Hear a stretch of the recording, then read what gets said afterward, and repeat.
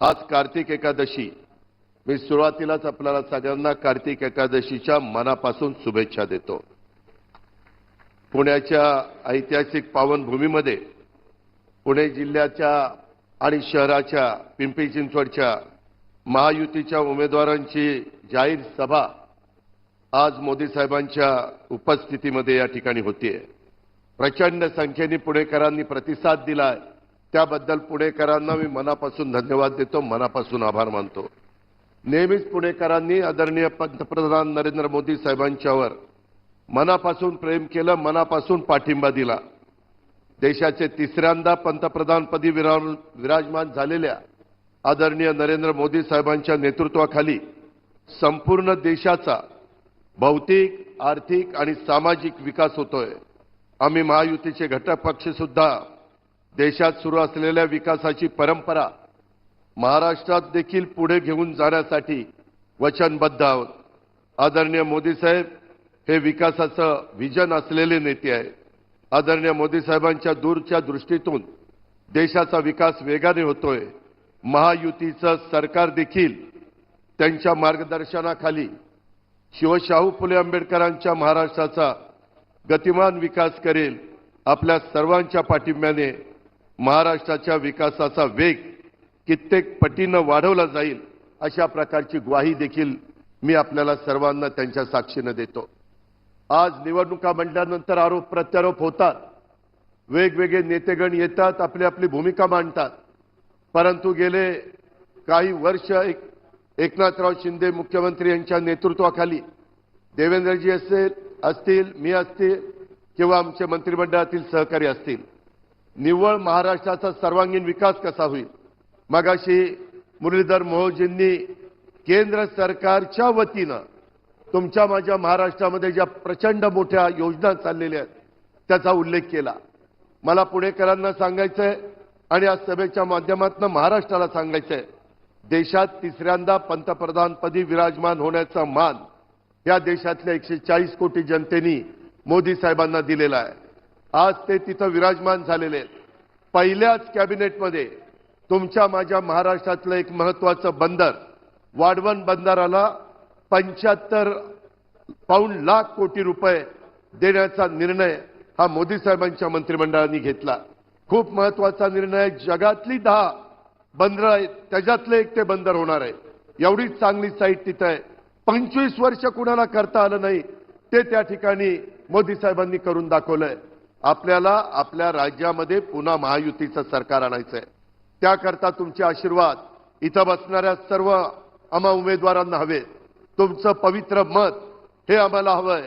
आमची खूण आहे, काही ठिकाणी कमळ, काही ठिकाणी धनुष्यबाण आणि काही ठिकाणी घड्याळ।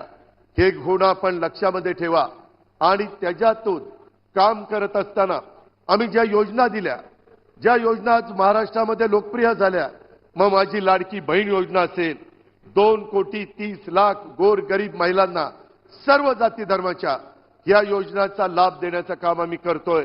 आज त्यांना त्याचा लाभ मिळतोय। दिवाळी साजरी झाली, बाजारामध्ये चांगल्या प्रकारचा उठाव पाहायला मिळाला। माझ्या शेतकऱ्यांना 3, 5, 7.5 हॉर्सपॉवरची मोटार आपण तिथं वीज माफी केली।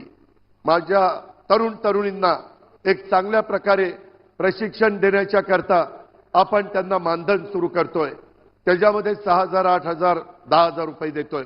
अशा खूप योजना आहेत। 3 गॅस सिलेंडरची योजना आहे, त्याच्यामध्ये मुलींना मोफत शिक्षणाची योजना आहे। या सगळ्या योजनांना आम्हाला 75,000 कोटी रुपये लागत होते, पाऊण लाख कोटी। आपलं बजेट आहे 6.5 लाख कोटीचं। पुणेकरांनो नीट ऐका, 6.5 लाख कोटीमध्ये 3-3.5 लाख कोटी पगाराला, पेन्शनला आणि घेतलेल्या कर्जाचं व्याज द्यावं लागतं। राहिलेल्या 3 लाख कोटीमध्ये या योजना बसवाव्या लागतात। आणि आम्ही योजना केल्या त्यावेळेस त्यांनी तिजोरी खाली केली, राज्याला कंगाल केलं, त्याच्यामध्ये दिवाळखोरी काढली, वाटेल ते आरोप केले। आज पंचसूत्री कार्यक्रम त्यांचा आलाय, त्यांनी ज्या योजना दिल्या ना पुणेकरांनो, त्याची बेरीज मी मारली, लाभार्थींचा विचार केला, 3 लाख कोटी रुपये त्या योजनांना लागतात। त्यांच्या शहाण्यांनी राज्य चालवलं होतं का? 3.5 लाख कोटी ह्याला आणि 3 लाख कोटी त्याला विकास कशाचा करायचा? निव्वळ जनतेची दिशाभूल करण्याचं काम चाललंय। मी पंतप्रधानांच्या साक्षीने तुम्हाला सांगतो, आजपर्यंत आम्ही जे बोललोय ते खरं बोललोय. वचनपूर्तीचं राजकारण केलेलं आहे आणि त्याच्यामध्ये एकनाथराव, देवेंद्रजी, मी आणि माझे सहकारी कुठं कमी पडणार नाही हा शब्द देखील मी तुम्हाला देतो.